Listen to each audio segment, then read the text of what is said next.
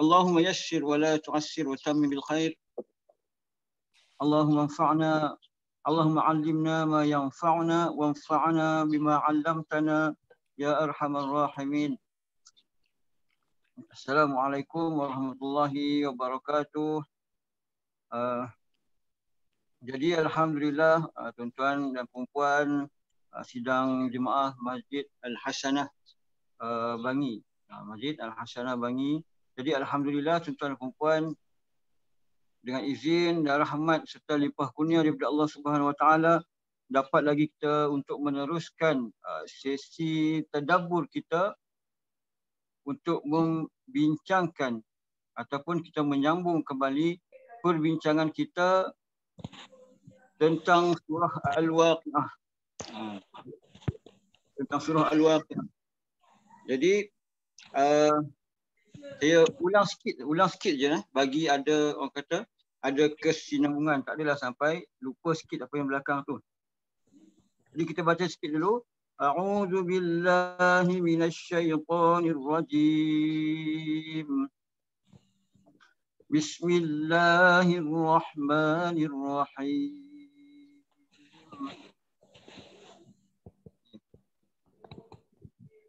Idza waqa'atil waqi'ah, iaitu apabila terjadi peristiwa hari kiamat. Kita terangkan macam mana peristiwa yang telah berlaku, yang akan berlaku menjelang hari kiamat nanti. Yang mana peristiwa itu dikatakan oleh Allah Subhanahu Wa Taala, laisa liwaqa'atiha kadhibah. Tidak ada seorang pun yang dapat mendustakan kejadiannya. Jadi saya tak hurai dah. Saya tak hurai dah benda ni sebab kita dah huraikan dah pada pertemuan yang lepas. Saya cuma baca sekali lalu je sampai dekat ayat yang kita akan sambung nanti. Rafi'ah, iaitu saat yang merendahkan satu golongan dan meninggikan satu golongan yang lain. Idza rujjatil ardu rajja, iaitu apabila bumi ini digoncangkan sekuat-kuat goncangan. Wa bussatil jibalu bassa, dan gunung ganang dihancurkan dengan sehancur-hancurnya. Fakanat haba'an mumbassa, maka akan menjadilah seperti debu-debu yang berterbangan. Wa kuntum azwajan salasah, dan kamu akan menjadi 3 golongan. Okey, kita sampai dekat sini hari tu tuan-tuan dan puan-puan. Sekarang kita akan masuk pada ayat yang seterusnya, itu ayat yang ke-8. Okay. Ayat yang ke-8 yang berbunyi wa ashabul masy'amati ma ashabul masy'amah, dan golongan kiri. Dan golongan kiri ma ashabul masy'amah, betapa sengsaranya golongan kiri ini tuan-tuan. Okay. Hari ini kita akan bincangkan tentang ayat ni. Kita akan bincangkan tentang ayat ini, iaitu ayat yang ke-8 dan seterusnya lah. Okay. Jadi tuan-tuan, Allah SWT telah menceritakan satu persatu golongan besar, iaitu ada 3 golongan yang kita katakan dalam ayat yang sebelum ni, wa kuntum azwajan salasah, dan kamu pula menjadi 3 puak yang berlainan. Bila berlaku nanti tuan-tuan, kiamat yang akan berlaku nanti, bumi digoncangkan dan gunung ganang menjadi seperti debu. Pada masa itu kita ni akan terpisah, akan terpecah menjadi 3 golongan. Okey. Dan golongan yang pertama Allah Taala sebut dalam Al-Quran, wa ashabul maimanah ma ashabul maimanah. Iaitu pihak kanan. Wa ashabul maimanah, pihak kanan ataupun pihak puak sebelah kanan. Ma ashabul maimanah. Alangkah bahagianya keadaan puak pihak kanan itu. Jadi tuan-tuan, ashabul maimanah, satu puak golongan kanan, mereka ini adalah golongan yang akan menerima buku amalan mereka di padang mahsyar nanti daripada tangan kanan. Kalau kita kata mungkin terima macam scroll je kan. Macam orang terima sijil pengiktirafan sijil universiti, dia akan terima dalam scroll tu. Dia akan terima dengan tangan kanan mereka. Maka bergembiralah sesiapa yang menerima buku catatan amalan mereka ini dengan menggunakan tangan kanan. Jadi tuan-tuan dan puan, sebab apa Allah sebutkan tangan kanan? Sebab apa Allah sebutkan tangan kanan? Okay, kalau kita di dunia ini tuan-tuan, biasanya yang kita faham tangan kanan ini selalunya kita gambarkan dengan sesuatu yang elok. Kalau kita nak makan itu adalah perkara yang elok. Kita akan menggunakan tangan kanan. Tangan kanan. Ataupun kalau kita tengok seorang yang penting di sekolah kan, biasanya orang akan menggunakan apa? Selepas pengetua ataupun selepas guru besar di sekolah, orang akan katakan apa? Penolong kanan. Penolong kanan. Jadi penolong kanan ini menunjukkan golongan sebelah kanan adalah golongan yang diangkat kedudukan dia. Di sisi Allah Ta'ala dan juga di dunia, di sisi manusia ni, kita golongan kanan adalah golongan yang diangkat sedikit kedudukan dia. Tak kira lah kanan ini dalam masyarakat kita, masyarakat Islam ke ataupun masyarakat bukan Islam ke, kalau kita kata golongan kanan ini biasanya adalah golongan yang diberi penghormatan.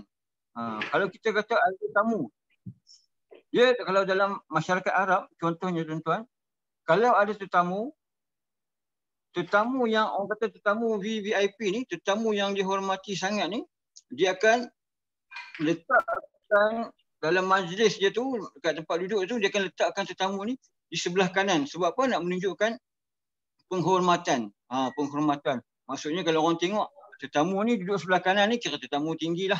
Tetamu yang dia respect lah. Kan? Dan kalau kita tengok ada tetamu yang tak diundang, tetamu yang tak disukai, dia akan meletak kedudukan tetamu tu dekat ini contohnya lah. Kemudian Allah sebut lagi selepas pada tu, ma ashabul maimanah. Siapakah mereka yang dalam golongan kanan itu? Jadi tuan-tuan, dalam bahasa Arab ni dia ada kalimah, contohnya ma. Ma ini kadang-kadang dia bermaksud istifham. Apa dia istifham? Istifham ni soalan. Dia tanya. Sebab apa? Bila ditimbulkan persoalan, benda ini adalah satu cara Allah Subhanahu Wa Taala nak memalingkan pandangan ataupun nak memalingkan perhatian orang yang mendengar cerita ni. Kalau cikgu, orang kata cikgu sekolah lah contohnya, mungkin ada tuan-tuan ni yang cikgu sekolah, kalau ada budak-budak tengah duk bising, budak-budak tengah duk fokus ni, kita akan tanya, okey, siapa nak dengar? Contohnya macam tu. Okey, kita tanya, kan, apakah? Bila kita tanya apakah tu, okey, budak-budak terus dia akan fokus, dia akan bagi perhatian. Jadi teknik ini, kaedah ni telah digunakan oleh Allah Subhanahu Wa Taala untuk memalingkan perhatian kita sebagai manusia ataupun sebagai hamba-Nya. Jadi Allah tanya tu sebab apa? Allah nak bagi kita fokus dulu, nak tarik perhatian kita, dan Allah akan ceritakan selepas pada tu. Jadi Allah kata, siapakah golongan yang menjadi pihak sebelah kanan ini? Okay. Allah belum cerita lagi. Kemudian Allah sambung lagi tuan-tuan. Allah sambung lagi.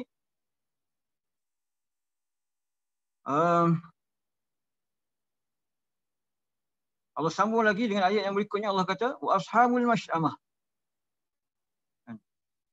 Ma ashabul masy'amah. Allah nak ceritakan pula tentang golongan kiri. Kan? Golongan kanan tadi, golongan yang terima buku amalan dia daripada tangan kanan. Dia akan menerima buku amalan dia daripada tangan kiri. Wa ashabul masy'amah, dan golongan kiri. Mereka ini golongan yang menerima kitab mereka daripada tangan kanan, mereka akan kegembiraan. Dan ada riwayat yang mengatakan kitab-kitab amalan yang diterima nanti ni akan ditunjukkan kepada kawan-kawan, akan dibawa kepada saudara mara mereka di akhirat nanti ni, tunjukkan buku catatan amalan mereka ni. Sebab apa? Menunjukkan kegembiraan. Macam mana tuan-tuan kita tengok suasana kegembiraan ini kalau kita pernah tengok majlis penyampaian hadiah ataupun majlis penyampaian sijil, majlis graduasi di universiti. Apabila dapat je sijil tu kan, kita akan bawa tunjuk dekat family kita, bawa tunjuk dekat kawan-kawan. Dan kalau kita ambil keputusan SPM ke dekat sekolah kan, kita akan bawa kita tunjukkan kat family kita, tunjukkan dekat kawan-kawan kita. Sebab apa? Menunjukkan kegembiraan kita, happy-nya kita. Dan wa ashabul masy'amah ini, golongan kiri pula ni, mereka ini akan lari. Mereka ni akan lari daripada kitab-kitab amalan mereka. Mereka akan lari. Sebab apa mereka akan lari? Mereka sendiri tak sanggup nak baca dan tak sanggup nak tengok apa yang ditulis dalam kitab yang mereka terima daripada sebelah kiri ni. Dia ada banyak riwayat. Macam mana cara diambil kitab itu daripada tangan sebelah kiri. Ada yang katakan tangan dia diterbalikkan, pusing ambil itu. Ada yang dia katakan pusing ke belakang. Tapi di antara satu riwayat juga yang menceritakan macam mana dia ambil daripada tangan kirinya, iaitu bila dia nampak kitab amalan dia tu kan, dia akan lari. Sebab apa? Dia dah tahu dah isi kandungan dia memang tak elok.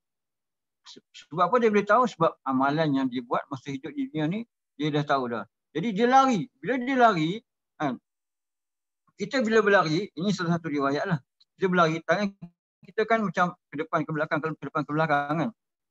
Jadi bila tangan dia ke belakang tu, masa itulah kitab yang yang nak dia terima di sebelah kiri tadi ni mengejar dia. Dia lari, kitab tu akan kejar dia. Jadi jika tangan dia dah duduk kat belakang macam tu, masa itulah kitab tu, buku catatan tu akan melekat dekat tangan dia. Jadi macam itulah, ini salah satu riwayat lah yang mengatakan macam mana dia terima kitab tu daripada tangan kiri tu. Ketika mana tangan dia duduk dekat belakang.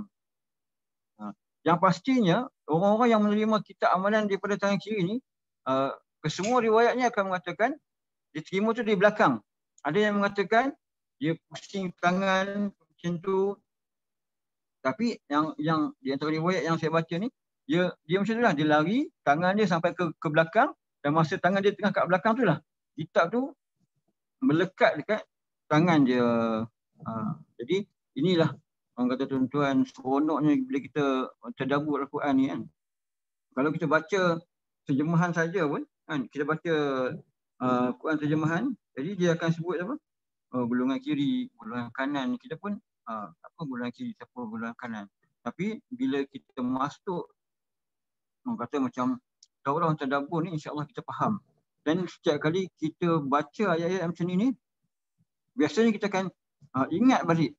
Oh, golongan kanan, golongan kiri. Oh, golongan kanan ni okey, macam ni yang terima amalan dia sebelah kanan. Golongan kiri ni terima buku amalan dia sebelah kiri kan.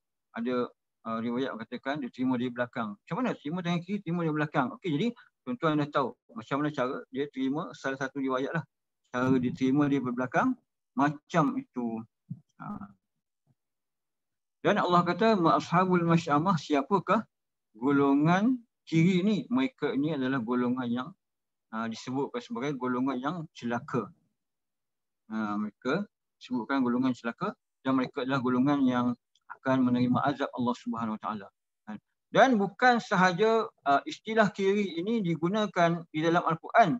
Dalam kehidupan kita sendiri pun, sama ada dalam masyarakat Islam ataupun masyarakat bukan Islam, apabila golongan-golongan yang menentang, contohnya menentang kerajaan, kalau kita kat sini kita golongan-golongan yang menentang Allah Subhanahu Wa Taala. Kalau dalam kehidupan kita, golongan yang menentang kerajaan disebut sebagai golongan haluan kiri. Golongan haluan kiri. Jadi dalam kehidupan kita pun kita gunakan kiri ini untuk benda yang tak disukai lah, benda yang tak apa nak molek lah orang kata. Dan sangkut-sangkut dengan kiri ni juga tuan-tuan, masyarakat Arab. Kalau masyarakat Arab dululah. Masyarakat Arab dulu kalau mereka nak musafir, mereka akan lepaskan burung. Jadi mereka lepaskan burung, kalau burung itu terbang ke hala sebelah kiri, jadi mereka kata perjalanan itu kalau diteruskan kemungkinannya akan dapat bala. Kemungkinan akan dapat bala, kemungkinan akan dapat ujian, kemungkinan akan ada benda kesulitan yang berlaku. Sebab apa? Burung tadi ni pergi ikut arah kiri. Jadi tadi salah satu maksud dia, ma tu ditanya apakah golongan kiri. Dan ada satu lagi maksud ma juga, iaitu dimaksudkan dengan ma ta'ajjub. Ma ta'ajjub iaitu sangat celakalah mereka ni. Sangat celakalah mereka ni, iaitu golongan yang duduk di sebelah kiri ni, sangat celakalah mereka di akhirat nanti. Okay. Jadi itu golongan kiri dan juga golongan kanan. Kemudian Allah sambung lagi tuan-tuan dan puan-puan dalam ayat yang ke-10 ni, Allah kata, Allah menceritakan pula tentang golongan yang ketiga. Tadi kata ada 3 golongan kan, di akhirat nanti kita ada 3 golongan kan.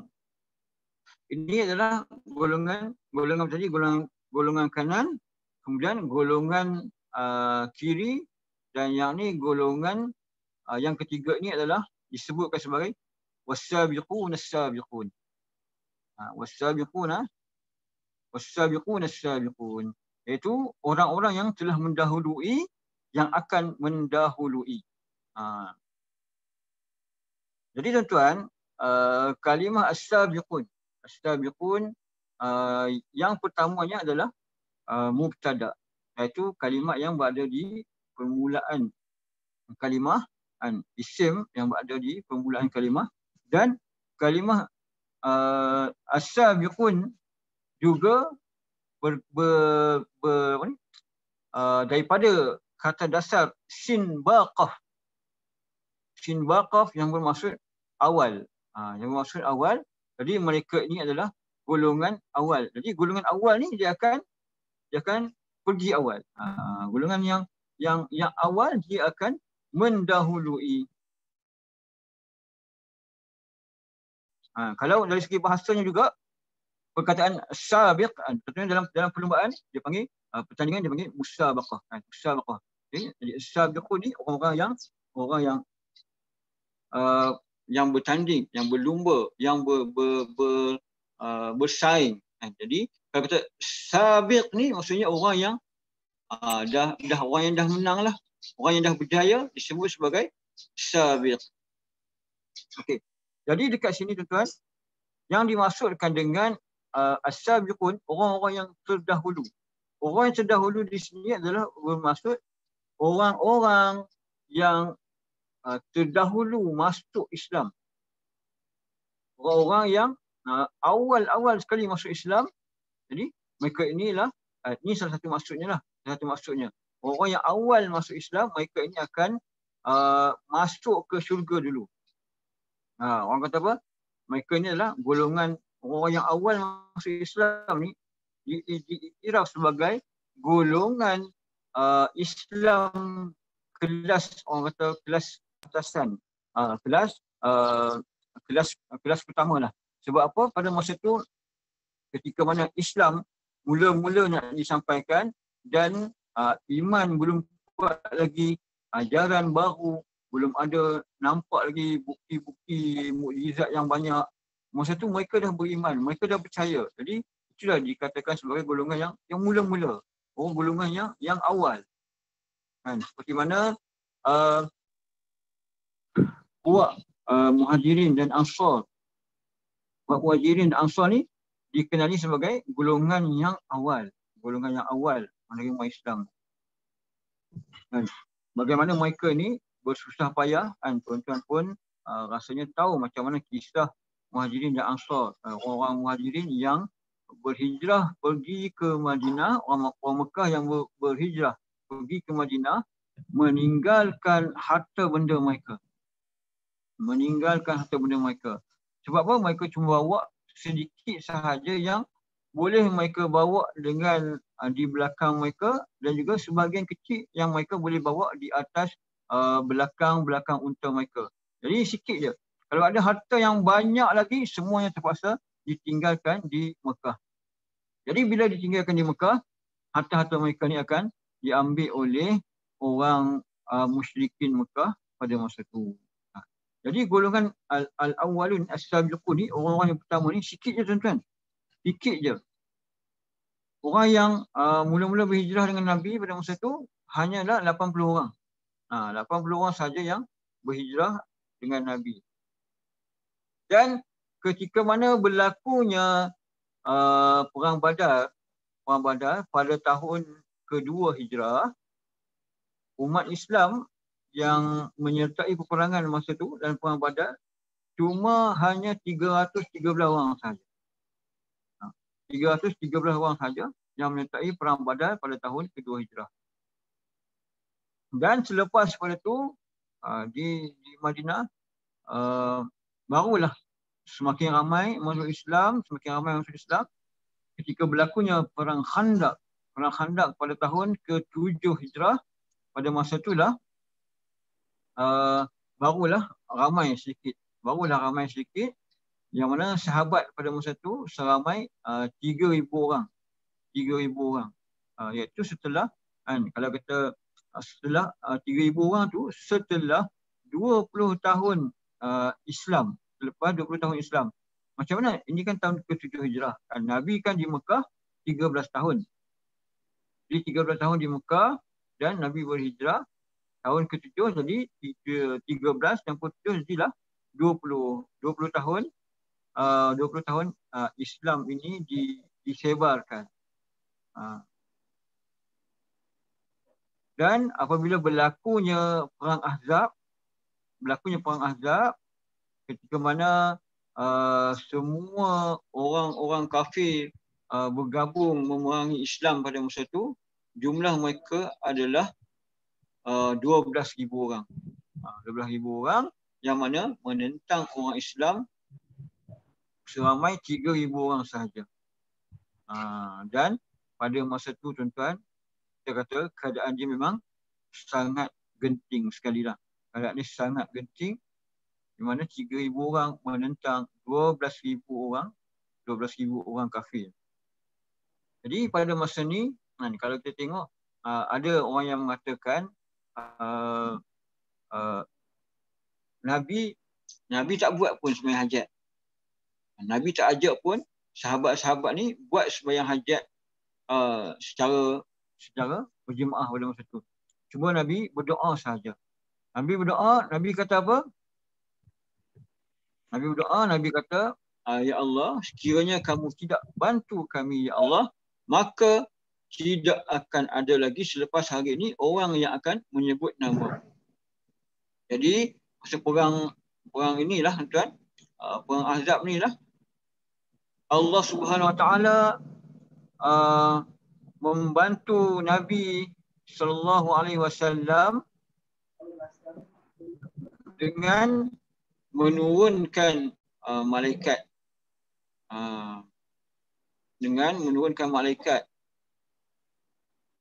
Okey, jadi tuan-tuan dan puan, selepas pada itu pula berlakulah perjanjian Hudaibiyah, yang mana sahabat Nabi pada masa itu 1,400 orang yang nak pergi ke umrah untuk menunaikan untuk pergi ke Mekah untuk menunaikan umrah. Okey. Jadi tuan-tuan, ini golongan yang dimasukkan dengan golongan yang awal. Golongan yang awal, di antara masuk dia adalah golongan yang mula-mula masuk Islam, mula-mula menerima Islam. Dan adakah golongan yang awal ini terhad pada masa itu sahaja? Mereka ini disebutkan sebagai ulaikal muqarrabun. Mereka ini disebutkan sebagai orang-orang yang sentiasa didampingkan ataupun didekatkan kepada Allah Subhanahu Wa Taala. Jadi apa ni? Okay. Jadi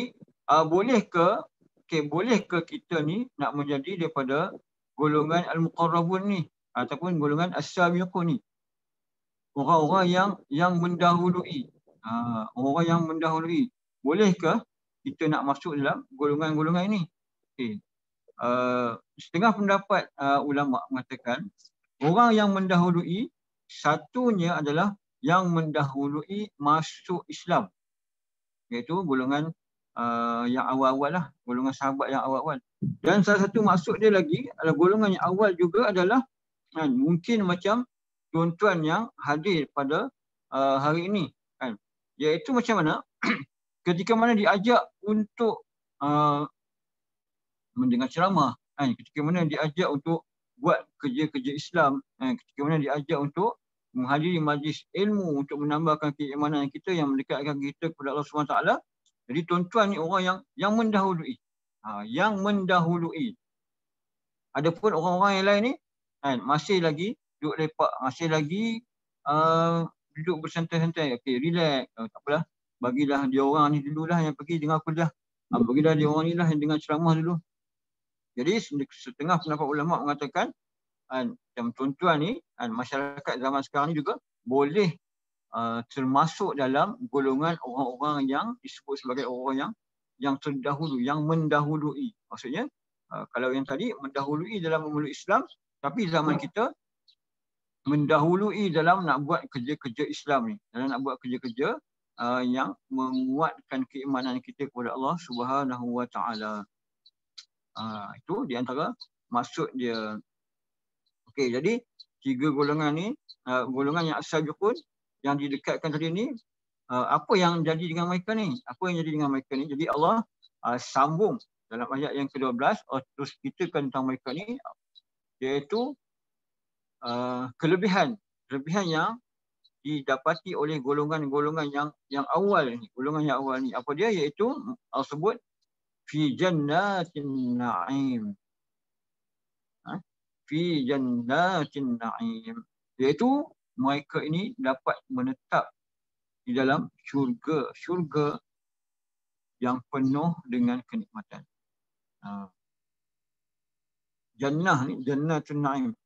Jannah ni tuan-tuan, kalau dia ada dua maksud, di antaranya kalau dalam masyarakat Arab lah, jannah ini satunya bermaksud syurga, dan jannah ini juga bermaksud kebun.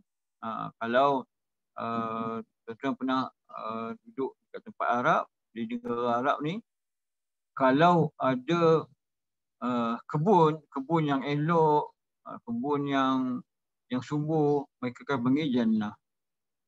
Dalam Al-Quran sendiri pun surah ada disebut ashabul jannah. Dia panggil ashabul jannah ni pemilik kebun. Bukan pemilik syurga lagi sebab dia dekat dunia. Jadi dia pemilik kebun pun disebut sebagai ashabul jannah. Pemilik kebun, iaitu jannah satunya bermaksud syurga dan jannah lagi satu bermaksud kebun.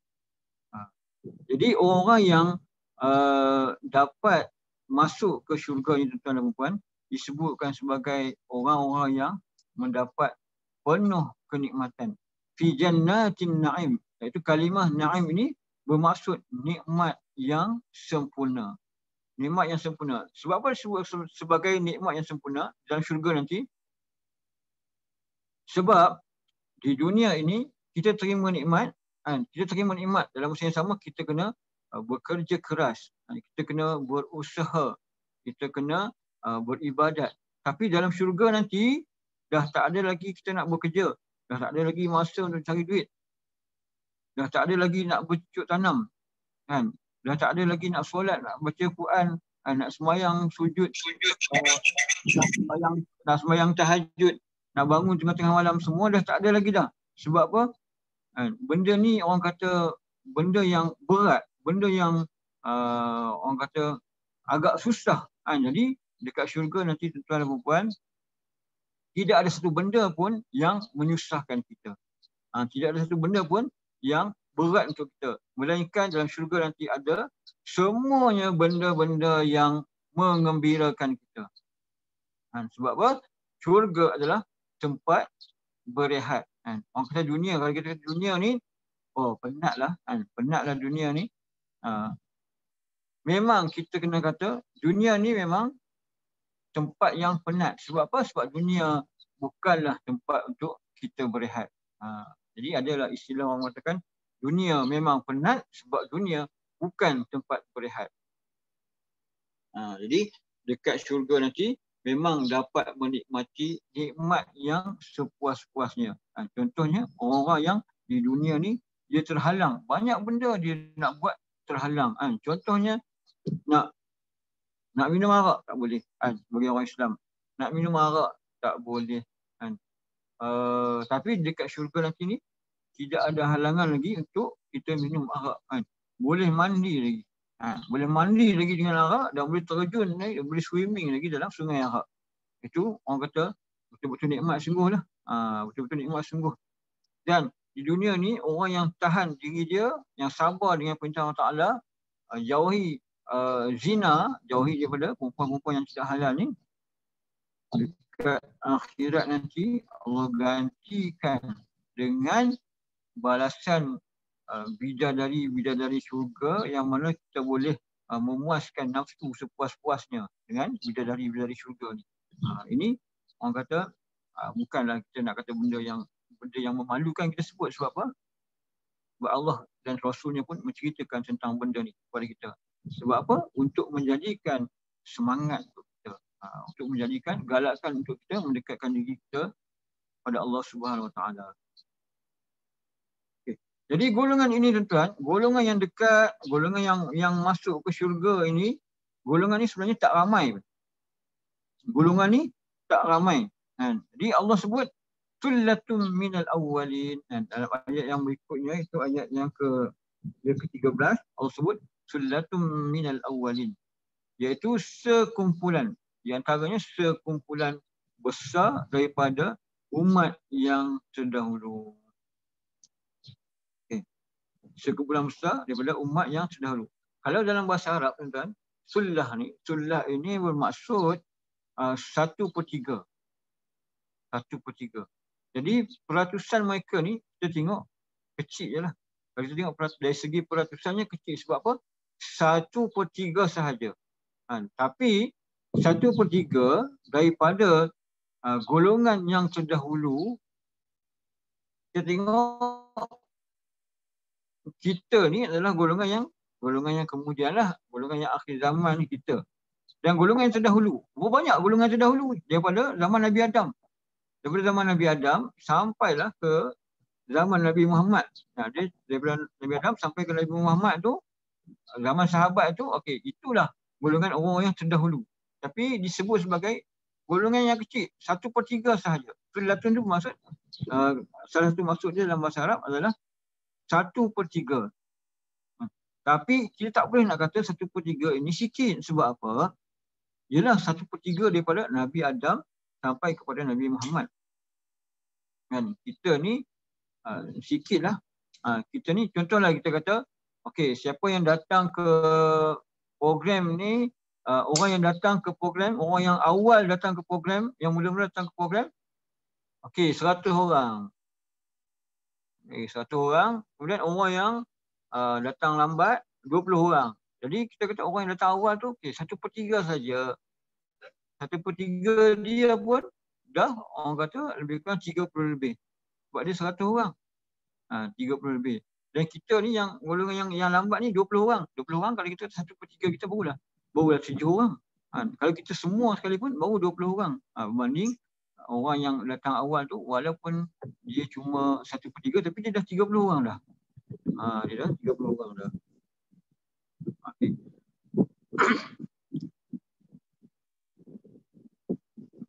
Jadi okey, kita juga sebenarnya tuan-tuan boleh juga termasuk di dalam golongan orang-orang yang awal. Orang-orang yang awal. Kemudian tuan-tuan, Allah sebut lagi. Allah nak ceritakan, orang kata apa ni? Wa qalilun minal akhirin. Allah sebut. Dan sebilangan kecil daripada orang-orang yang datang kemudian. Inilah saya dah sebut dulu ni, saya sebut awal lagi. Sebilangan kecil yang datang kemudian. Maksudnya apa?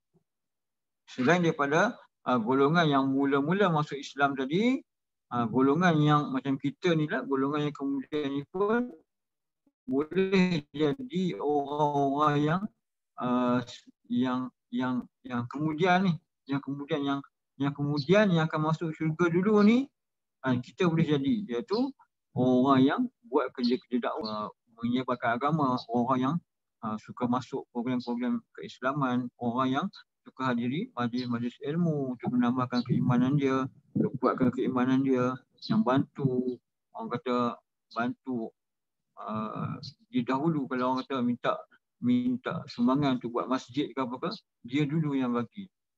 Kan, kalau ada orang minta sumbangan untuk tahfiz ke, bantu sekolah tahfiz ke, untuk bina tahfiz ke, dia dulu yang bagi. Orang lain dengar iklan tapi buat tak tahu je. Kan, tapi dia bagi dulu. Jadi orang ni lah yang dikira masih lagi termasuk dalam orang yang awal. Orang yang awal bertindak. Orang yang awal bertindak. Orang yang awal bertindak.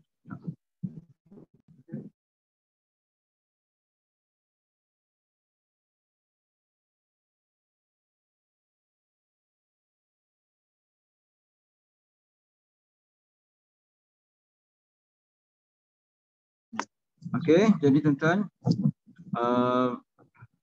itulah di antara tafsirannya sedikit daripada golongan yang terdahulu dan sedikit daripada golongan yang kemudian. Kemudian Allah cerita lagi bila dah masuk ke dalam syurga, kan? Bila dah masuk dalam syurga nanti, golongan-golongan yang dimasukkan ke dalam syurga nanti, Allah ceritakan pula macam mana orang yang masuk dalam syurga ni, macam mana keadaan dia. Macam mana keadaan dia. Allah sebut ala sururim mawdunah, iaitu mereka akan duduk di atas tahta kebesaran yang bertahtakan permata. Yang bertahtakan permata. Iaitu orang kata tempat duduk yang mana kita panggilkan dia sebagai macam pelamin lah. Di atas, di tahta kebesaran, macam pelamin. Macam pelamin duduk dekat tempat yang tinggi. Tempat yang tinggi lah. Kalau kita pergi ke majlis perkahwinan, orang yang duduk di atas pelamin ini adalah orang yang diberi penghormatan. Dan macam itulah dalam syurga nanti, orang yang diberi penghormatan oleh Allah Subhanahu Wa Taala nanti ni, dia akan duduk di atas pelamin yang mana dipenuhi dengan permata yang sangat cantik lah. Dan setiap permata tu, ada riwayat mengatakan setiap permata tu dia punya cahaya dia, terangnya dia ni lebih terang lagi daripada cahaya matahari yang menerangi bumi kita pada hari ini. Dan dia akan duduk di atas tilam-tilam yang sangat selesa lah. Dan tilam yang sangat selesa. Yang mana mereka ni akan duduk ke atas tu, duduk macam pelamin tu, duduk ikutlah cara masing-masing lah. Ada yang kata nak macam bertenggek lah, ataupun macam baring separuh ke. Duduk tu untuk apa? Duduk tu menikmati lah. Menikmati orang kata apa? Nikmat-nikmat syurga. Kalau yang suka makan, yang nak makan, makanlah. Kalau yang masa tu tengok teringin nak makan burung, fikir je pasal burung, terus terlintas. Terus burung tu tersedia dekat depan dia. Ini orang kata apa ni? Nikmat syurga yang dinikmati je. Jadi di antara benda yang dia orang buat, apa lagi?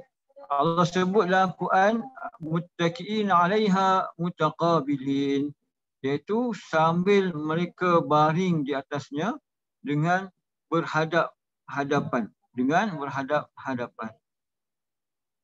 Macam mana? Yakni mereka ni duduk di barisan hadapan lah. Duduk menghadap-menghadap, sambil menghadap-menghadap. Iaitu macam mana? Apa yang dimaksudkan dengan mutaqabilin? Mereka ni duduk dalam keadaan menghadap. Okey. Saling menghadap. Bila dimasukkan saling menghadap ni, maksudnya tidak ada orang yang akan duduk sebelah belakang. Tidak ada orang yang akan duduk di sebelah belakang. Semuanya akan duduk sebelah depan, menghadap-hadap. Dan juga mereka ini akan berhadapan dengan pelayan-pelayan syurga. Pelayan-pelayan syurga. Yang mana pelayan-pelayan syurga nanti ni cuma diarahkan saja. Okey. Nak apa? Apa yang dia nak? Apa yang dia hajati? Cakap je. Itu kalau nak sajalah orang kata apa ni, nak macam saja kalau nak perintahkan kepada pelayan-pelayan syurga, sebab pelayan-pelayan syurga ni memang akan ditugaskan untuk melayan penghuni-penghuni syurga.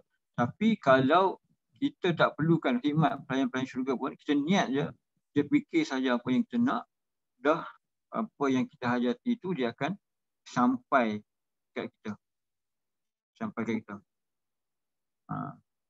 Kemudian Allah sebut lagi, tuan-tuan, Allah sebut lagi untuk penghuni-penghuni syurga nanti ni, apa lagi yang Allah akan bagi kepada golongan muqarrabun ni, golongan yang didekatkan kepada Allah ni. Kalau golongan yang didekatkan kepada Allah ni, tuan-tuan, kalau kita nak tengok contohnya macam kita dalam kehidupan kita di dunia ni, kalau kita ditempatkan dekat dengan orang-orang yang kita nampak, contohnya macam Perdana Menteri ke, orang-orang yang dekat dengan kerajaan ke, orang-orang yang diberi pangkat tinggi, maksudnya dia dekat. Jadi golongan yang dekat ni biasanya dia akan dapat keistimewaan dia. Dan biasanya kalau kita tahulah golongan yang dekat-dekat, golongan yang rapat-rapat dengan datuk-datuk apa semua ni, selalunya kita kaitkan dengan projek-projek lah kan, projek-projek. Itu di dunia.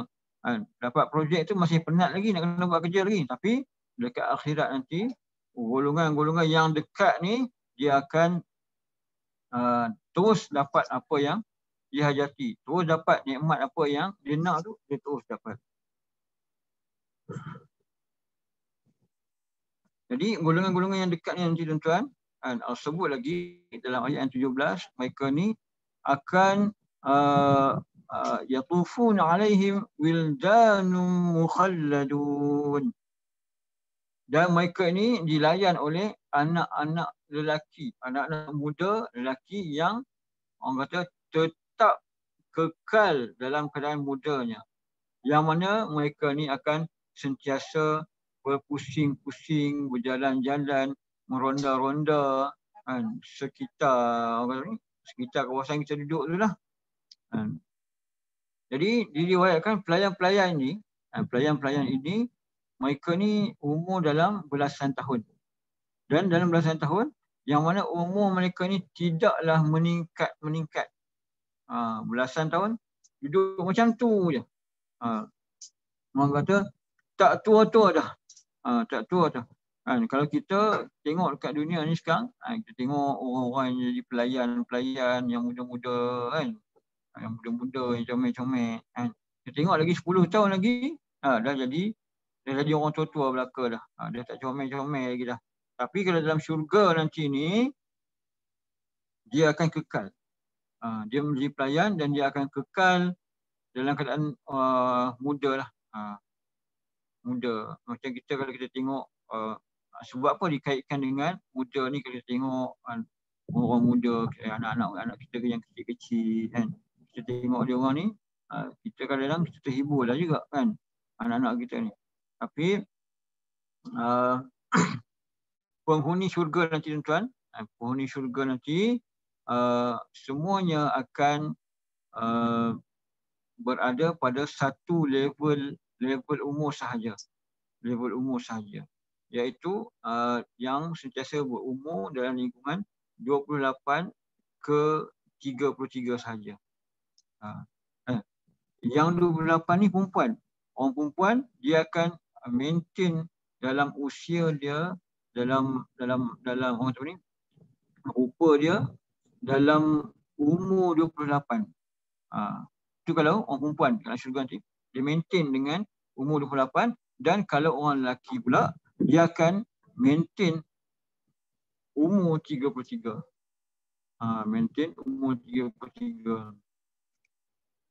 Kata kalau orang lelaki ni kalau umur 33 tu dah orang kata dah nampak kemas je lah kan. Tak adalah muka macam budak-budak yang orang katakan supaya tak matang lagi. Tapi kalau umur 33 ni orang dah panggil lelaki dewasa, lelaki yang matang, lelaki yang dah cukup sifat sempurna dah sebagai seorang lelaki. Bukan saja dari segi umur dia, bukan dari segi usia dia, tapi dari segi pengalaman pun umur 33 ni dah banyak dah pengalaman dan banyak dah faham lah tentang selok-belok kehidupan kita ni.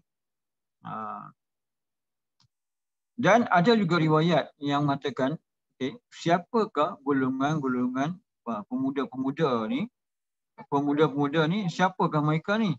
Ada riwayat mengatakan mereka ni adalah pelayan-pelayan yang muda ni, mereka ni adalah anak-anak orang kafir yang mati waktu kecil. Mereka ni mati waktu kecil, belum lagi akhir balik lagi, belum ada pegangan agama apa-apa lagi. Anak-anak orang kafir ni mereka mati muda. Jadi mereka ni lah yang akan menjadi pelayan. Ini satu riwayat lah. Dan juga ada juga pendapat yang mengatakan mereka itu anak-anak orang Islam yang juga mati sebelum balik. Mereka mati sebelum balik. Jadi bila orang yang mati sebelum balik ni, mereka tidak ada pahala untuk dibalas dengan syurga. Sebab dia tak balik lagi, tidak ada pahala untuk dibalas dengan syurga, dan juga tidak ada dosa untuk dibalas mereka ini dengan neraka. Tak ada dosa untuk dibalaskan neraka. Tidak ada pahala untuk dibalaskan dengan syurga, dan tidak ada dosa untuk dibalaskan dengan neraka. Jadi itulah yang mereka ni jadi sebagai pelayan-pelayan ahli syurga. Ini di antara tafsirannya lah. Jadi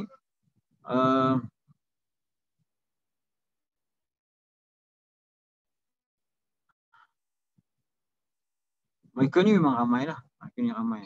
Sebab apa? Sebab ramai anak-anak yang mati kecil, yang mati orang Islam yang mati sebelum cukup balik, sebelum cukup umur, sebelum balik. Jadi setengah orang mengatakan ini tafsiran yang wallahu alam, ada juga orang yang mentafsirkan macam ni. Dia kata apa? Ada golongan-golongan gay. Golongan-golongan gay yang kita kata golongan-golongan yang rongsang ni. Mereka kata sebab apa Allah sediakan lelaki-lelaki yang dipelayan ni, katanya golongan-golongan gay pun kalau masuk syurga nanti ni ada balasan dia. Tapi wallahu alam lah. Ini satu riwayat lah. Jadi kalau kita tengok dari segi logiknya, ini orang kata apa, huraian daripada golongan-golongan songsang ni lah. Mereka kata apa, kalau mereka masuk syurga, mereka pun akan ada pemuda ataupun lelaki yang untuk penuhi nafsu mereka. Tapi dari segi logiknya, kita tengok golongan G ni memang tak akanlah masuk syurga. Tak akan masuk syurga. Sebab apa? Golongan G memang masuk neraka lah. Sebab dosa dia tu sangat besar.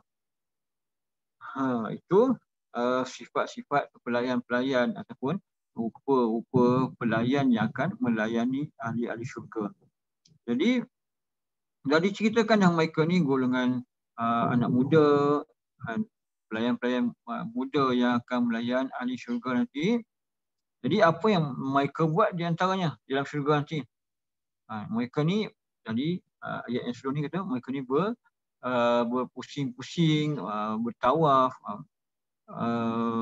mengelilingi ahli-ahli syurga, dan mereka ini akan membawa bersama mereka apa dia? Bi akwabin wa abariqa wa ka'sim min ma'in. Iaitu mereka akan membawa orang kata ni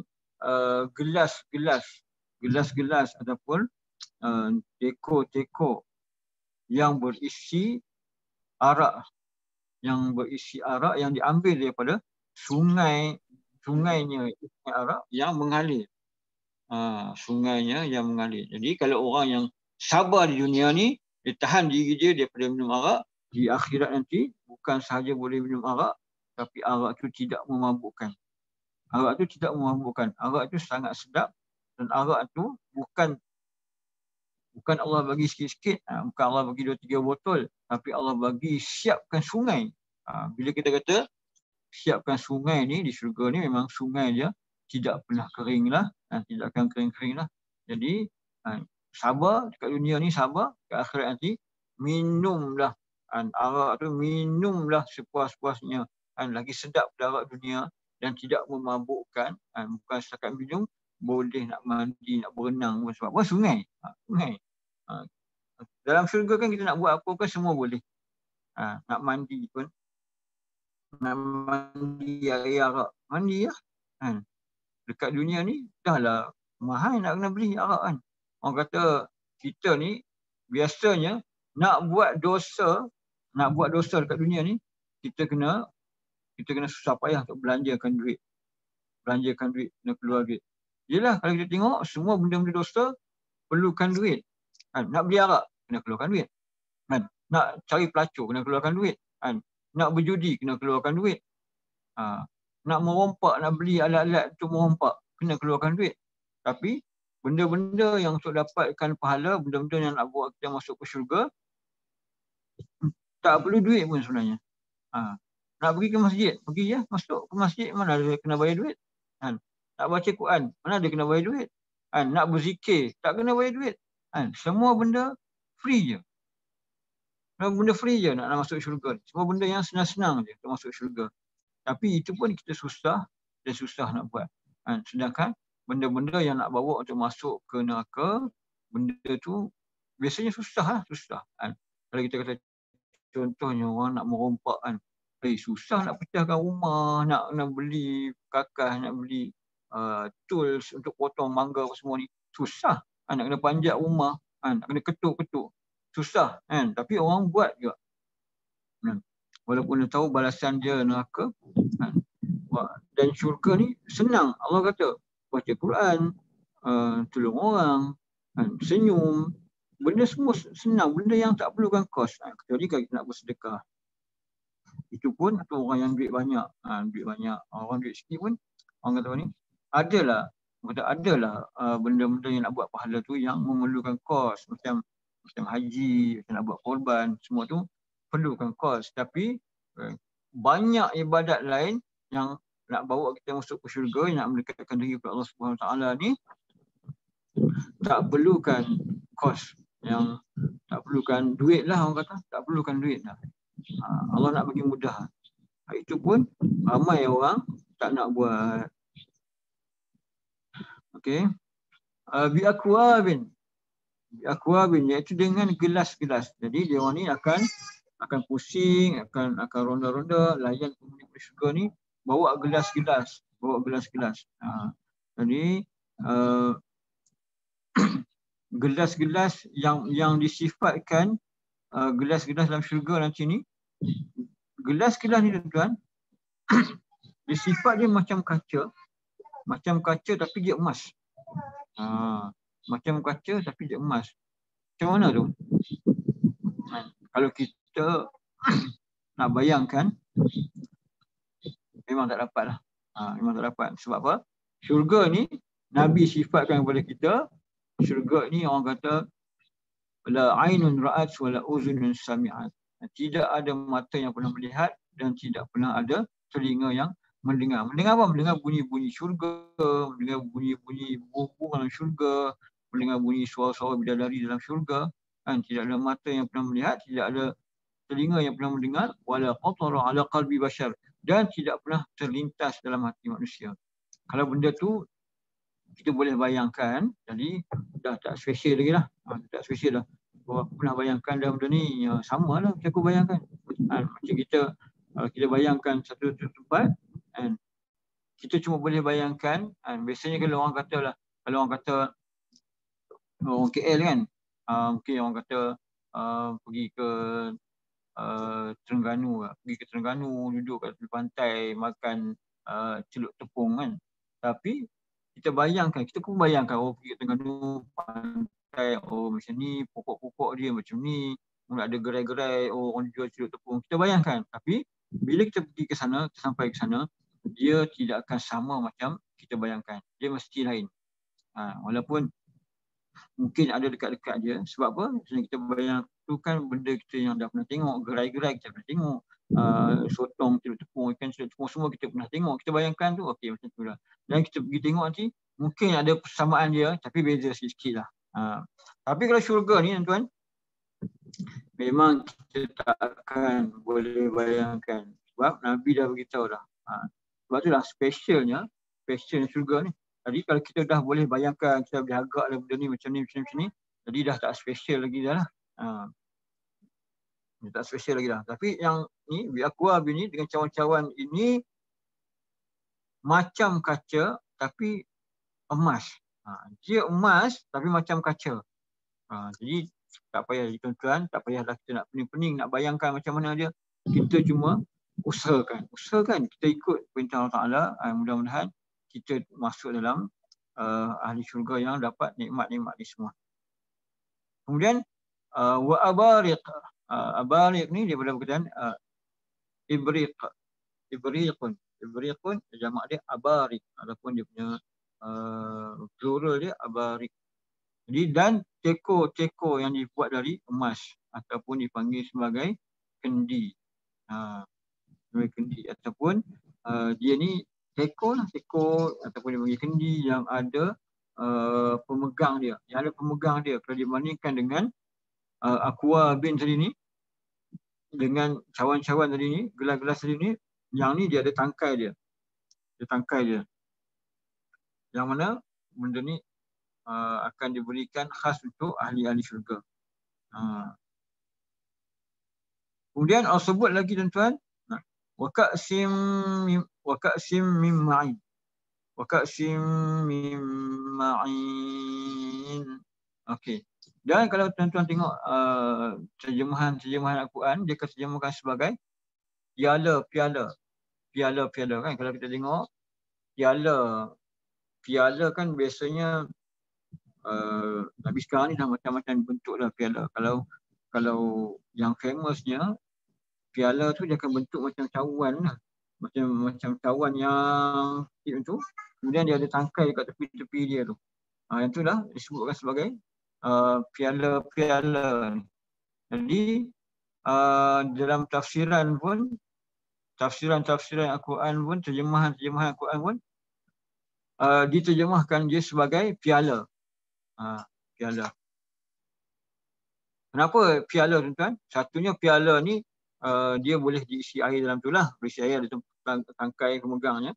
Dan satu lagi piala juga menunjukkan, orang kata apa ni, membuktikan sebagai tanda kemenangan. Jadi waqat simim ma'in ni piala-piala yang dipenuhi dengan arak. Okey. Jadi kalau kita tengok tuan-tuan, dekat dunia ni, kita tengok arak-arak ni, dia beratus-ratus jenis, mungkin sampai ke beribu-ribu jenis arak. Wallahualam, saya pun tak tahu arak ni. Maksudnya ada banyak jenis kan. Takkan di akhirat nanti satu jenisnya. Jadi untuk dapatkan keistimewaan tu, kalau dekat dunia ni arak macam jenis, di akhirat nanti pun ada riwayat mengatakan memang banyak jenis dia. Banyak jenis-jenis arak ni. Bersungai lah, sungai-sungai.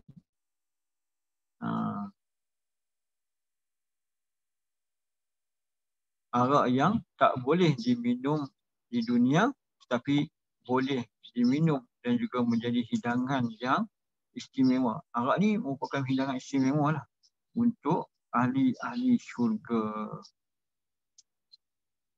Kalau di dunia ni, arak-arak yang perlu diperam daripada anggur, daripada wallahualam mungkin daripada apple kan. Kalau tak silap lah, ada daripada anggur, ada daripada apple. Tapi dekat akhirat nanti, bukan arak yang daripada perahan-perahan buah-buah yang nak masam, buah-buah yang mungkin dah rosak yang dibuat arak kan. Tapi dekat syurga nanti, memang arak yang betul-betul arak pure yang dijadikan tu dah arak siap dah. Dan arak tu dah siap dah. Yang mana tuan-tuan, dari riwayat mengatakan arak-arak ini akan dialirkan, sungai-sungai arak ni akan dialirkan daripada bawah-bawah rumah kita saja. Bawah-bawah rumah saja. Jadi itu pun kita tak boleh nak bayangkan tuan. Macam mana rumah yang kita nak duduk tu ada sungai kat bawah rumah. Macam mana sungai, rumah yang kita duduk tu ada sungai kat bawah rumah. Macam mana kita nak duduk? Macam mana kita nak jalan? Macam mana kita nak lalu atas tu? Kalau kita bayangkan dari segi akal kita yang lemah ni, jatuh dalam sungai lah. Jatuh dalam sungai lah. Jalan jatuh dalam sungai arak. Kemudian sifat arak tu Allah sebut lagi dalam ayat yang ke-19. Sifat arak tu Allah kata apa? La yusadda'una anha wa la yunzifun. Mereka tidak merasa pening kepala dan tidak pula mabuk. Dengan sebab menikmatinya. Jadi sifat arak tu tak pening, tak mabuk. Arak tu orang kata, dah lah arak tu sedap. Dah lah arak tu sedap. Tak pening, tak pening kepala, tak mabuk. Jadi kalau arak yang kita minum di dunia ni, memanglah wallahualam tak tahu sedap ke tak sedap kan. Tak tahulah sedap ke tak sedap. Dan minum, lepas tu pening kepala, sakit kepala, pergi mabuk pula kan. Bawa kereta melelong-lelong. Minum arak yang konon yang kita kata sedap tadi ni. Tapi dekat akhirat nanti, kat dalam syurga, dah lah minum arak, lepas tu dah sedap, lepas tu tak mabuk pula. Tak mabuk, tak pening. Dalam arak dekat dunia ni mungkin boleh minum sikit, minum banyak tak boleh. Tapi kalau dekat akhirat nanti, boleh minum sebanyak-banyaknya. Sebanyak-banyaknya yang kita suka. Tak kencing, tak nak kencing, tak ada perasaan nak terkencing, tak ada perasaan nak terberak dah dekat syurga nanti. Wala yunzifun, tidak memabukkan dan tidak memeningkan. Okey, itu baru disebutkan tentang arak, tuan-tuan. Baru disebutkan tentang arak sahaja di dalam syurga. Kemudian Allah cerita lagi, Allah sebut lagi dalam syurga nanti apa lagi yang kita dapat kan. Tadi baru minuman kan, baru arak kan. Dalam ni tak disebutkan susu kan. Dalam surah-surah lain ada disebutkan susu. Selepas Allah sebut minuman, iaitu arak tadi ni, Allah ceritakan pula bagaimana pula dengan makanan. Allah sebut wa fakihatin mimma yatakhayyarun. Dan juga dibawakan kepada mereka buah-buahan dari jenis yang mereka pilih. Buah-buahan dari jenis yang mereka pilih, mana yang mereka teringin nak makan, Allah bagi. Iaitu apa yang mereka nak makan dan apa yang mereka suka.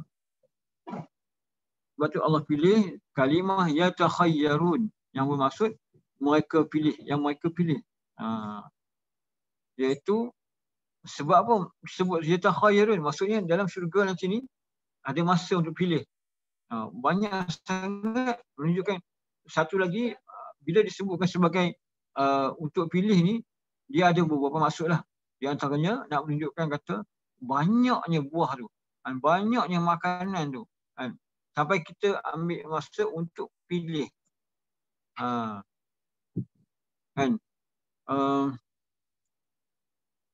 Banyaknya dan orang kata apa ni, banyaklah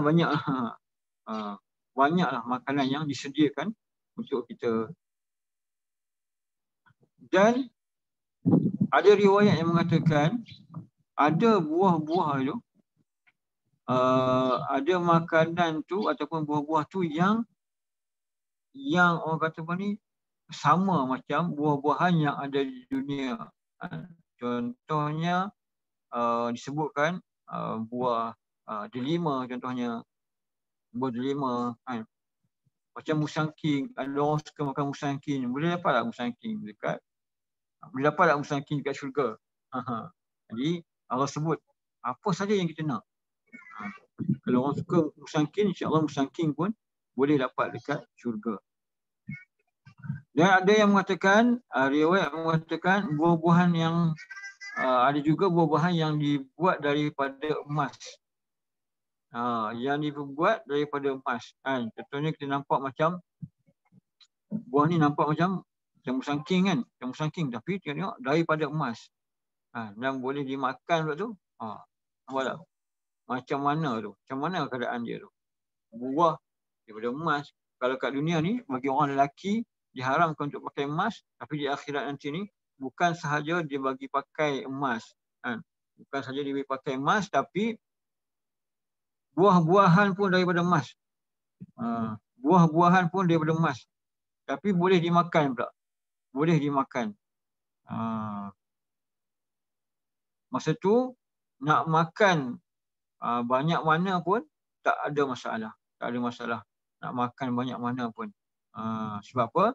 Dalam syurga nanti ni tidak ada masalah pembuangan. Banyak mana makan pun tidak ada masalah pembuangan. Tidak ada najis, tidak ada sakit perut, tidak ada nak terkencing. Walaupun kita kadar yang kita makan tu, jumlah yang kita makan tu sama macam ribu-ribu orang makan. Mungkin kita kalau kita makan sebiji apple tu, kita seorang, biasanya sebiji apple tu dah kenyang lah. Biasanya orang susah lah nak makan lebih daripada sebiji apple kan. Tapi kalau dekat syurga nanti, kita boleh makan sampai beribu-ribu biji apple pun tak ada masalah. Sebab tidak ada sakit perut, tidak ada nak terkencing, semua tu dah tak ada. Kita makan pada masa tu tak sama macam kita makan kat dunia ni. Kita makan kat dunia ni untuk memenuhi keperluan perut kita yang lapar ni, untuk dapatkan tenaga dan sebagainya. Tapi pada masa tu kita cuma minum ataupun makan untuk kepuasan saja. Dan tidak ada malam. Dalam syurga tidak ada malam. Tidak ada malam. Sebab apa? Malam ni kan kita kira macam tak elok lah kan. Bila ada malam ni macam menyekat nikmat. Banyak nikmat kalau kita tengok kat dunia ni. Banyak benda yang kita tak boleh nak buat. Bila malam ni tak boleh nak buat dah. Bila malam je, pergerakan kita terhad. Tapi dekat akhirat nanti tak ada malam. Tak ada malam. Dan sentiasa siang. Dan kita tidak perlu tidur. Tidak ada tidur dekat akhirat nanti. Sebab apa? Tidur ni, walaupun kita nampak macam tu ya, tidur. Tapi sifat dia, kalau dekat akhirat nanti, tidur ni sebagai penghalang. Kan dalam syurga ni kita nak menikmati sahaja, menikmati kenikmatan syurga. Bila ada tidur, maksudnya telah pun berkurangan nikmat yang akan kita nikmati. Sebab apa? Kita tidurlah. Jadi di situ berlaku kerugian. Di situ berlaku kerugian. Dan di dalam syurga nanti tidak akan ada benda yang namanya sebagai rugi. Kemudian Allah sebut walahmi tayrim mimma yashtahun, serta daging burung dari jenis-jenis yang mereka ingini. Tadi buah-buah pula. Tadi buah kan? Buah. Jadi sekarang ni daging burung pula. Daging burung.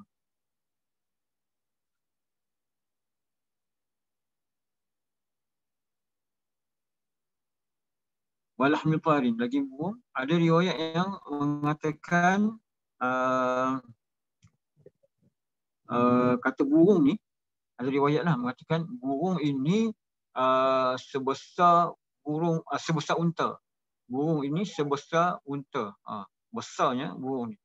Berdasarkan satu hadis yang diriwayatkan oleh Imam Ahmad. Imam Ahmad. Okey, Imam Ahmad. Okey, dia kata apa? Telah menceritakan kepada kami Sayyar Ibnu Hatim. Sayyar Ibnu Hatim telah menceritakan kepada kami Ja'far Ibnu Sulaiman Ad-Dabai. Ja'far Ibnu Sulaiman Ad-Dabai. Ad-Dabai. Ad-Dabai. Telah menceritakan kepada kami Sabit dari Anas yang menceritakan bahawa Rasulullah SAW telah bersabda. Okay. Ini hadis yang dikaitkan yang mengatakan burung itu sebesar unta lah. Dia kata apa? Sesungguhnya burung syurga itu besarnya seperti unta. Burung syurga itu besarnya seperti unta. Burung-burung itu terbang dengan bebasnya di pohon-pohon syurga. Maka Abu Bakar radhiyallahu anhu berkata, wahai Rasulullah, sesungguhnya burung syurga itu benar-benar burung yang hidup senang. Maksudnya burung-burung syurga ni kalau memang burung yang kira yang happy lah, yang hidup senang lah. Kemudian Rasulullah SAW bersabda, aku akan memakannya dan merasa lebih senang darinya. Aku akan memakannya dan merasa lebih senang darinya. Aku akan memakannya dan merasa lebih senang darinya. Nabi ulangkan sebanyak 3 kali. Dan sesungguhnya aku berharap semoga engkau termasuk salah seorang yang memakannya. Jadi Nabi kata dekat Abu Bakar, Abu Bakar tanya, burung-burung ni macam burung-burung yang kita kata happy lah, hidup senang ni happy lah dalam syurga.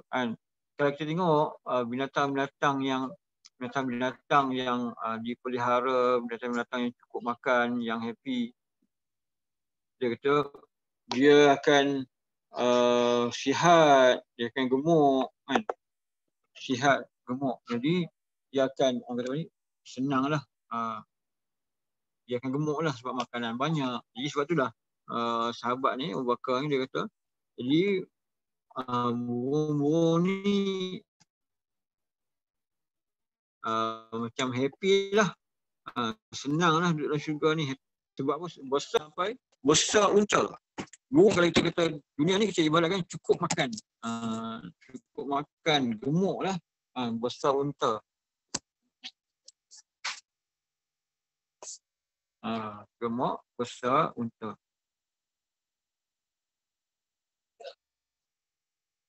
Jadi burung ni ataupun resipi burung ataupun menu burung ni satu benda yang ulama kata tak perlu risau. Tak perlu risau, kita akan dapat. Dan ada banyak jenis, macam-macam jenis burung yang ada dalam syurga. Okey, mimma yashtahun. Sebut mimma yashtahun, daripada apa yang mereka ingini. Mimma yashtahun, daripada apa yang mereka ingini. Okey, jadi kalimah kalau dalam bahasa Arab, kalimah syahwa daripada kalimah syahwat, iaitu keinginan. mimma yashtahun. Yashtahun daripada perkataan syahwat, iaitu syahwat. Daripada apa yang mereka ingini. Jadi apa yang Allah akan bagi kepada mereka nanti di akhirat nanti mengikut apa yang mereka inginkanlah, apa yang mereka ingini. Kerana sebab apa? Okey, kita tengok cantiknya Allah Taala ni sebut. Cantiknya Allah Taala sebut kan. Dalam Al-Quran pun Allah sebut apa yang mereka ingini. Sebab apa? Kalau kita tengok di dunia ni kan, memanglah kita kata contohnya kita kata ada orang yang suka makan ayam. Ada orang yang suka makan ayam. Tapi ada orang suka makan ayam sup. Ada orang yang suka makan ayam panggang. Ada orang yang suka makan ayam goreng. Jadi Allah sebut dalam syurga nanti ni mereka akan dapat makan apa yang jenis yang mereka ingin ni. Jadi apa saja menu yang dia orang nak, terlintas nak burung sup, okey dapat burung sup. Terlintas nak makan burung bakar, dapat burung bakar. Maksudnya apa saja jenis yang kita rasa nak, semuanya dapat. Sebab setiap orang ni dia punya selera dia lain. Selera dia tak sama. Kemudian okey, itu Allah dah ceritakan. Allah dah sebutkan macam mana minuman. Sebutlah macam mana minuman, dan Allah dah cerita dah macam mana makanan. Allah sebutlah makanan dan minuman. Jadi sekarang ni Allah nak ceritakan pula bagi orang-orang yang menjadi ahli syurga ni, Allah sebut wahurun ain. Itu Allah nak ceritakan pula bagaimanakah pasangan mereka. Jadi kalau tengok kan cantiknya Al-Quran ni kan, kalau nikmat banyak, kalau kita tengok dekat dunia ni, ada kereta besar, ada rumah besar, ada makanan semua cukup, ada tanah kan. Tapi tidak ada pasangan, masih lagi kita tengok orang tu sebagai macam tak komplit lah hidup dia. Jadi dalam syurga nanti ni dia dah ceritakan dah macam mana makanan dia, macam mana minuman dia. Jadi Allah tambahkan lagi, Allah ceritakan pula pasangan dia. Pasangan dia. Iaitu Allah sebut wahurun ain. Dan bidadari yang cantik parasnya. Mereka ini akan dilayan dengan ataupun dilayan oleh bidadari yang sangat cantik. Jadi bila katakan bidadari ni, tak perlu nak persoalkan dah lagi ada yang cantik ke, ada yang tak cantik ke, kan, tua ke, muda ke. Jadi semuanya cantik. Semuanya umur sebaya. Kalau yang macam saya ceritakan tadi, kalau orang perempuan ataupun yang ni dia di antara umur 28. Umur 28. Okey. Kalimah hur iaitu adalah nisbah kepada kulit dia yang sangat cantik. Dan kalimah ain pula disebahkan kepada ain ni kan mata, bahasa Arabnya mata. Jadi mata dia cantik. Jadi ain ni juga bermaksud dalam bahasa Arabnya juga bermaksud mereka ini sangat cantik dipandang. Dia macam ni. Dia hurun ain, kulit dia cantik, dan ain pula kalimah cantik merujuk kepada mata. Dia ada dua maksud. Sama ada bidadari tu dia cantik dan mata dia pun cantik, dan satu lagi juga dia cantik dan cantik dilihat oleh pandangan mata. Itu dia ada dua maksud dia lah. Jadi orang kata memang kita dah biasa dengar lah. Biasanya ahli-ahli syurga nanti dia akan diberikan bidadari untuk mereka. Bukan saja cantik, tapi dari riwayat mengatakan mata mereka ni macam bermata jeli. Mata jeli.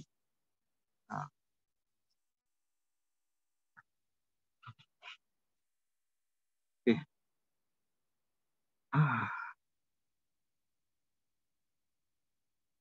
Jadi di antara sifat-sifat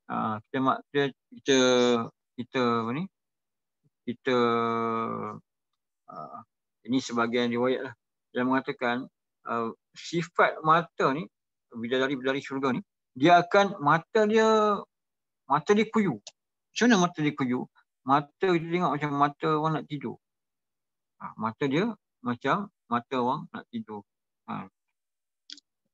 Jadi orang kata kalau kita ceritakan kat sini ni, kalau kita kata suami-suami ni, contohnya dekat dunia, suami-suami ni kalau tengok isteri-isteri tu mata nak tidur tu, happy lah, bini mata nak tidur.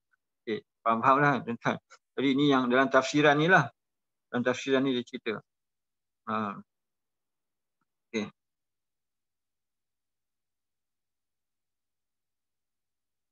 Dan mereka ini juga, bidadari-bidadari syurga ni juga tuan-tuan, sifat mata mereka ini juga, mereka hanya akan melihat kepada pasangan-pasangan mereka saja. Pasangan-pasangan mereka saja. Dan mereka tidak memandang kepada benda-benda lain. Jadi, apa kelebihan dia? Apa kelebihan dia bila bidadari-bidadari ni, dia tengok seorang tu je. Dia tengok tuan dia je. Dia tengok kan. Kalau kita tengok contohlah, kita tengok kalau kehidupan kita kat dunia ni, kalau kita tengok kita lah orang perempuan, dia tengok suami dia, mungkinlah handsome kot suami dia. Tapi bila dia tengok dekat tempat lain, dia nampak ada suami orang lain lagi handsome. Kan? Suami orang lain lagi syadu dan sebagainya. Tapi kalau dia hanya tengok suami dia saja, maksudnya sampai bila-bila pun suami dia lah sahaja yang terbaik lah. Jadi itu di antara hikmahnya yang dikatakan bidadari syurga ni, dia hanya melihat suami-suami dia saja. Ataupun tuan-tuan dia sahaja. Itu di antara hikmah dia lah.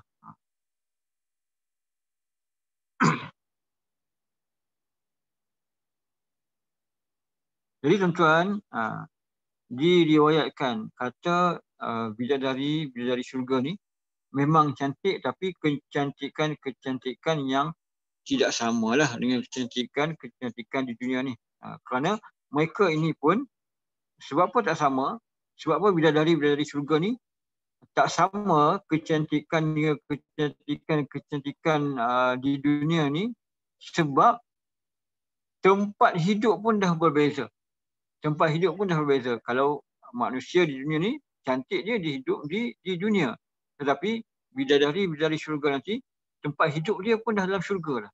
Dah dalam syurga lah tempat hidup dia. Jadi cantik dia tu memanglah tak sama macam cantik-cantiknya wanita-wanita di syurga. Dan di antara hadis, salah satu daripada hadis Nabi ceritakan, Nabi SAW bersabda, dia kata, Nabi bersabda, rombongan yang pertama masuk syurga adalah dengan wajah bercahaya bak rembulan di malam purnama. Jadi golongan yang mula-mula masuk syurga ni macam bulan purnama. Dia punya wajah dia tu bercahaya ni macam bulan purnama. Macam mana bulan purnama tuan-tuan? Kalau kita tengok, maksudnya senang nak tengok, senang nak nampak, senang orang tu jelas, cantik dia tu jelas. Sebab apa? Kita bagi contoh macam kita tengok pada waktu malam. Pada waktu malam, dalam kehidupan dunia kita pada hari ni, waktu malam, kita nak tengok apa? Kita tengok pokok contohnya. Kita tengok pokok waktu malam kan. Kita tengok gunung kan. Dan dalam sesama kita tengok bulan. Bulan pada malam yang bulan dah menjadi purnama. Iaitu bulan dah penuh kan. Dah 15 hari bulan dah. Bulan Islam. Bulan penuh. Masa tu kita tengok pokok, kita tengok gunung, kita tengok laut ke. Bulan ini akan lebih cantik dan akan lebih jelas kelihatan. Dan akan lebih memikat pandangan kita. Jadi kalau kita kata golongan yang masuk syurga yang pertama ni, masuk tu, dia orang masuk dalam keadaan nampak jelas dia orang. Nampak jelas cahaya-cahaya daripada muka dia orang ni. Sebab apa Nabi kata mereka masuk macam wajah bercahaya bak bulan purnama di rembulan di malam purnama. Dan rombongan yang berikutnya Nabi kata adalah dengan wajah bercahaya seperti bintang-bintang yang berkemilau di langit. Jadi tengok macam lah. Malam-malam kita tengok, paling jelas sekali kita akan nampak bulan dan lepas itu kita akan nampak bintang. Sebab apa? Bintang di antara benda yang clear. Bila malam dia nampak clear. Dan masing-masing di antara mereka mempunyai 2 isteri. Nabi kata. Masing-masing di antara mereka mempunyai 2 isteri di mana sum-sum tulang betisnya kelihatan dari balik dagingnya. Macam mana ni? Tulang betis dia ni boleh nampak walaupun dia ada daging, tulang betis dia boleh nampak. Tulang dia boleh nampak. Sampai tulang sum-sum dia tu boleh nampak di sebalik dagingnya. Macam mana ni? Macam mana? Wallahu alam. Jadi kalau nak benda ni semua tuan-tuan dan puan, kenalah kena masuk syurga dulu lah. Kena masuk syurga dulu. Dan Nabi kata lagi, di dalam syurga nanti tidak ada lagi bujangan, tidak ada lagi orang yang bujang. Maksudnya dalam syurga nanti tidak ada orang yang akan menjadi bujang. Jadi kalaulah kita tengok, kalaulah kita tengok di dunia ni, macam mana orang, kita tengok orang, kulit dia boleh nampak tulang. Macam mana tu? Kalau disifatkan, Nabi sifatkan di akhirat nanti, orang yang kita boleh nampak tulang di sebalik kulit dia, sebalik isi dia, itu disifatkan sebagai cantik kan. Tapi kalau kita tengok kat dunia ni, memang tak sama. Cuba bayangkan, kita nampak orang, yang orang tu kita boleh nampak tulang dia di sebalik isi-isi dia. Rasanya kita lari kot. Kita lari daripada orang yang macam tu. Tapi di akhirat nanti disifatkan sebagai cantiknya sampai kita boleh nampak orang kata apa ni, tulang dia. Macam mana tu. Ni hebatnya kan, hebatnya tuan-tuan. Jadi ayat yang ayat yang terakhirnya Allah sebut keamsalil lu'lu'il maknun. Seperti mana mutiara yang tersimpan dengan sebaik-baiknya. Seperti mana mutiara yang tersimpan dengan baik-baiknya. Jadi tuan-tuan, kalau mutiara dekat dunia ni, memang kita akan simpan dengan baik. Kita akan simpan dalam kotak. Jadi sebab itulah sebut dalam Nabi sebut dalam hadis, bidadari-bidadari itu sebelum dipertemukan dengan pasangannya iaitu ahli-ahli syurga, mereka duduk di dalam mereka ni duduk dalam mutiara, ibarat mutiara yang kalau kita kata mutiara yang kalau kita dekat dunia ni kita akan simpan dalam bekas mutiara kotak-kotak, tapi mereka ni disimpan dalam dari disimpan sehingga kan manusia dan jin pun tak pernah tengok. Manusia dan jin pun tak pernah tengok. Jadi orang yang tengok, yang pertama sekali tengok adalah suami-suami mereka di dalam syurga itu. Jadi di sini tuan-tuan, sifat seperti mutiara-mutiara yang tersimpan dengan sebaik-baiknya ni, di sini dia punya huraian dia agak panjang sikit lah. Dia punya tafsiran dia agak panjang sikit. Jadi orang kata kalau boleh tak nak lama sangat tuan-tuan. Lagi ada yang boring pula kan, sampai 1.5 jam kan. Ada yang dah mengantuk, ada yang dah tak boleh nak fokus kan. Jadi kita stop dekat sini dulu tuan-tuan dan puan-puan. Jadi insya-Allah mudah-mudahan nanti kita ambil balik daripada keamsalil lu'lu'il maknun ni. Seperti mutiara yang tersimpan dengan sebaik-baiknya. Nanti kita ambil dari sini. Jadi tuan-tuan, di antara kelebihannya kita mentadabbur surah ni, bila kita baca je kita tahu. Silap-silap kita boleh nampak gambaran-gambaran. Kita baca ayat ni, kita nampak gambaran-gambaran tu. Jadi kita lebih semangat, kita jadi lebih suka untuk baca. Itu di antara kelebihan-kelebihan tadabbur. Kalau kita tak tadabbur, kita sekadar biasa dan kita tak faham apa yang dimaksudkan oleh ayat Al-Quran tu. Jadi bila kita tadabbur, mudah-mudahan meningkatkan kita punya semangat untuk terus membaca Al-Quran, meningkatkan semangat kita untuk terus memahami Al-Quran. Dan insya-Allah tuan-tuan, marilah saya menyeru kepada tuan-tuan dan puan-puan semua supaya kita usahalah, kita berusahalah, kita bersungguh-sungguhlah supaya kita lah yang menjadi termasuk di dalam golongan-golongan yang disebutkan oleh Allah SWT, golongan-golongan semua yang kita sebutkan tadi ni. Golongan orang yang kanan-kanan, golongan yang mendahului, golongan yang dilayan oleh pemuda-pemuda, golongan yang dilayan oleh bidadari-bidadari, golongan yang duduk di atas kaki katil, pelamin-pelamin. Mudah-mudahan semua benda ni tuan-tuan dan puan-puan, kita lah menjadi orang yang akan menerima benda ini. Jadi sampai setakat ini sahaja dahulu, kan. Mudah-mudahan kita akan dipertemukan, diizinkan oleh Allah SWT untuk kita bertemu lagi dalam kuliah-kuliah yang akan datang. Jadi segala yang baik itu akan datangnya daripada Allah Subhanahu Wa Taala. Segala yang salah ataupun silap itu daripada kelemahan diri saya sendiri. Aqulu qawli hadza wastaghfirullahal azim li wa lakum wa lisairil muslimin wal muslimat wal mu'minin wal mu'minat al ahya'i minhum wal amwat bi rahmatika ya arhamar rahimin. A'udzu billahi minasyaitonir rajim. Bismillahirrahmanirrahim. Alhamdulillahirabbil alamin. Wassalatu wassalamu ala asyrofil anbiya'i wal mursalin wa ala alihi washabbihi ajma'in. Allahumma rzuqna al-firdaus al-a'la min al-jannah. Allahumma rzuqna al-firdaus al-a'la min al-jannah. Allahumma rzuqna al-firdaus al-a'la min al-jannah. Wa sallallahu ala sayyidina Muhammad wa ala alihi wa sahbihi wa sallam. Walhamdulillahi rabbil alamin. Assalamualaikum warahmatullahi wabarakatuh.